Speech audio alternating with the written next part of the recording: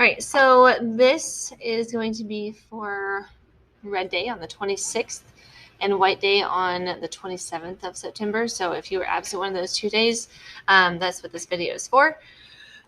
Make sure you read for about 30 minutes in a book, and you can that's the first thing.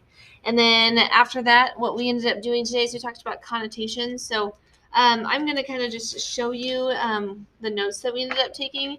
And then I would like for you to also write these notes down somewhere. And then that way, what you'll end up doing is when you get back, you will tape it onto page 12 in your notebook.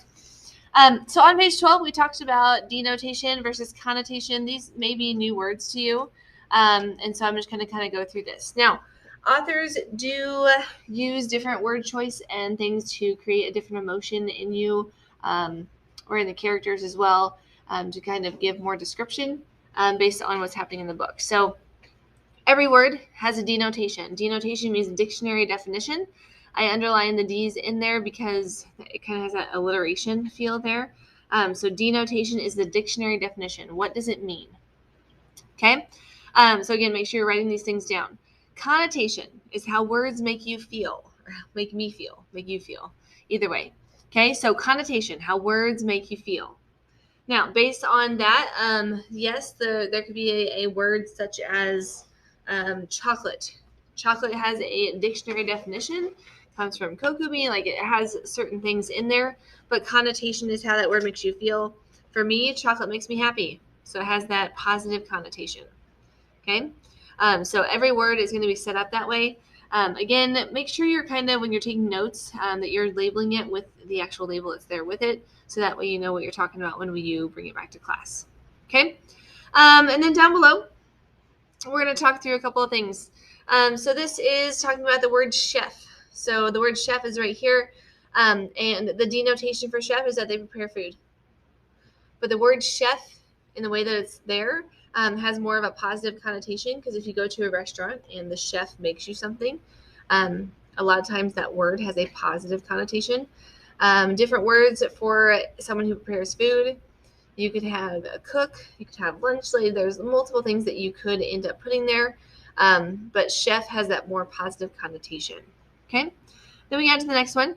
Gaunt. Gaunt, the denotation is that it's extremely thin. This is like for people or animals that do not have enough food. So they don't have enough nutrients, in their body. They're not able to eat. They don't have food provided to them. They don't have access to food.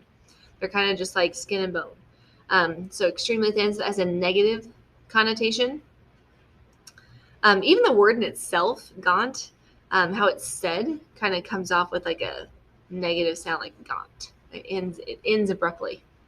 Okay, the next one is emergency. Emergency is an urgent situation, and when you are put into an urgent situation, your emotions heighten, and you don't really like being in that overwhelming sense of feeling that you're having. So it's a negative connotation.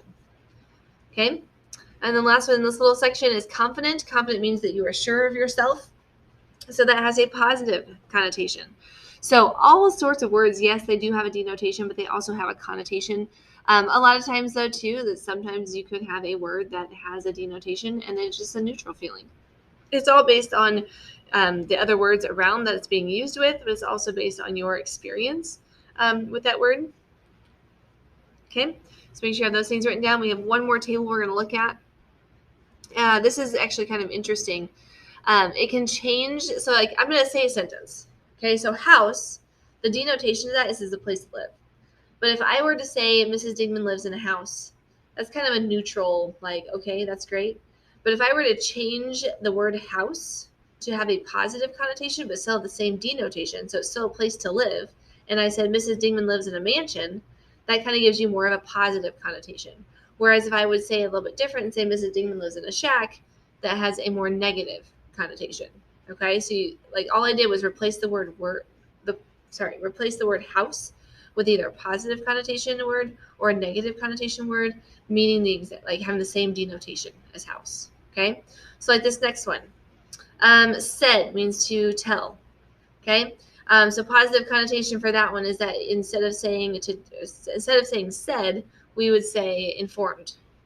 Whereas a negative connotation is that you blurted out something. So you can either inform someone or you can blurt out to someone. Again, both of them are that you're telling them something. Okay? All right. Then we have the next one, smell. The definition to that one, denotation, is that it has a scent. And so a positive scent would be like aroma, because aroma has a scent, whereas a negative connotation is stench. So that's the negative connotation, because stench means it has a scent, but it's a negative smell versus a positive. Okay, so again, make sure you're writing all these things down. This is the last one here. Angry, mad is the denotation, is that someone's just mad. A positive side of it doesn't necessarily have to be like positive, but it's a way of saying it that's not quite as negative. So I could just say, hey, I'm unhappy. That could be I'm angry. I'm disappointed. That could be I'm angry. That's more positive connotation. Whereas negative connotation, you're just so angry to the point of like you're furious, you're outraged. Another one that someone said was like you're fuming. So there's a lot of different things there in the sense of I can go with yes, I am angry, but if I want to show that I'm like super, super angry, I'm going to go with that more negative connotation versus the positive connotation of that word. Okay? All right. So make sure you have those notes written down. Again, make sure if you need to pause, you can. But you should have all of these notes written down. So if you need to pause right now just to make sure you have them, go ahead and do that, because when you get back, you're going to have to tape it onto page 12. You are going to need to take a picture of this, though, and send it to me in an email. So make sure you do that as well, so that way I can give you credit for doing this, for doing it and getting it done. Okay? All right. The next thing we ended up doing is we did a mentor text with this. And the mentor text that we did with it is this one right here. I'm going to show you already the annotations that I made with it. And what I'll end up doing is when you get back to school, you can ask. I will just make a copy of this one specifically for you, or send you to Schoology and have you make a copy of it. But this is just going to be going underneath on page 12 to show you how having connotation can impact a piece.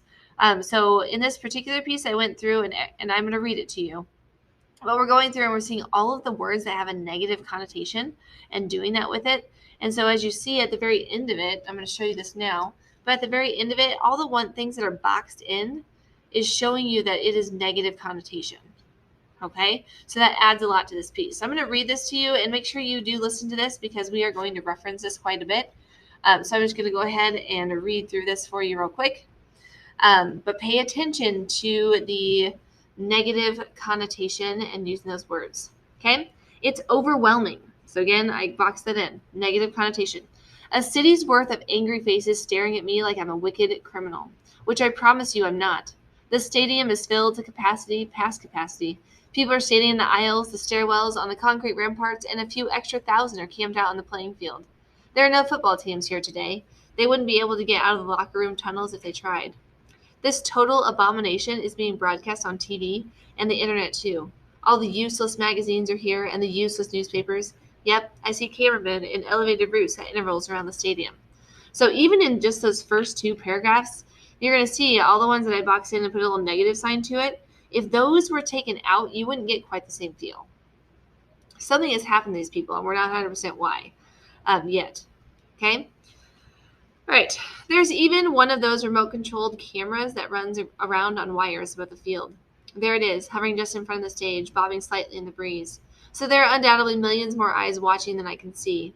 But it's the ones here in the stadium that are breaking my heart. To be confronted with tens, maybe even hundreds of thousands of curious, uncaring, or at least indifferent faces. Talk about frightening. And there are no moist eyes, never mind tears. We talked about how that means that there's not crying. Like, people don't really care because they're not crying. They're like, well, okay, this is what's going to happen. No words of protest, no stomping feet, no fists raised in solidarity, no inkling that anybody's even thinking of surging forward, breaking through the security cordon, and carrying my family to safety. So again, I boxed this all up in here, and so saying no, that is negative, but it's also like again and again or being repeated. So it kind of goes to that fiction signpost that we said before. And I underline this. People are not going to carry this family to safety. That makes me sad. But then I'm sitting here going, what on earth did they do? Because again, we don't know that yet. Okay? All right, this one up here makes you kind of laugh a little bit. It kind of adds a little comedy here. Clearly, this is not a good day for us Allgoods. So this makes me laugh because their last names are Allgoods. They're obviously not all good, based on what we just read on the last page. So it just makes me laugh. It's kind of ironic.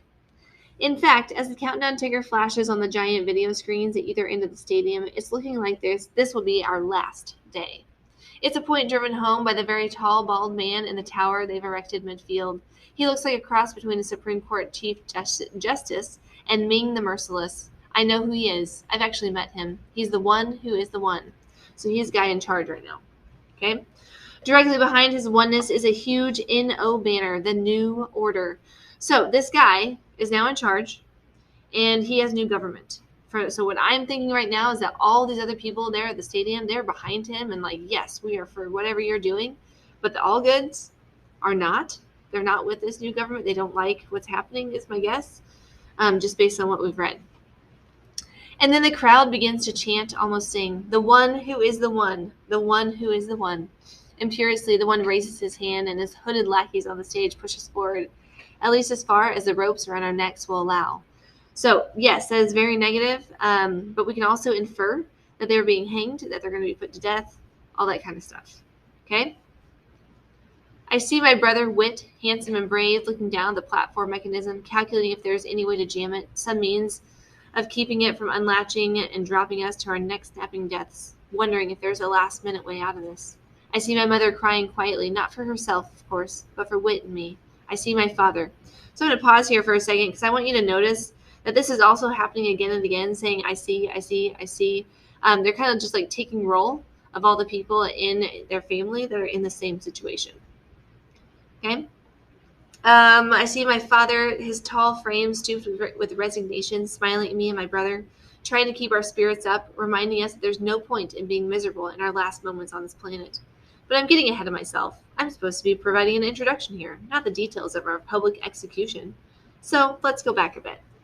All right, so this is the prologue. But again, I want you to notice that when I kind of zoom back out to all of this, there's a lot of negative connotation in there. So all those things that I have boxed in, those all kind of have that negative connotation in making us feel a certain way. So authors do that for a reason, in the sense of creating that emotion in the reader, but also just in the piece in general, because they use connotation to make us feel a certain way. Because this author, like all authors, have a purpose. They want us to feel a certain way. And so what they do is they use words strategically to help us to get the way they want us to feel, which is connotation. All right? So when you get back to school, you need to make sure that you ask me for this, because I'm eventually going to make sure that you guys have these things in your notebooks. So you're going to want to make sure you get that piece of paper, and you'll just come and ask me for it. So really the only thing that I need from you right now is you need to make sure that you have these notes already written out on a separate sheet of paper. You're going to take a picture of it and you're going to send it to me in an email, so that way I know that you did it. And then when you get back to school, you're going to put it on page 12 along with that mentor text that you pick up. Okay? That's what I need you to do. Outside of that,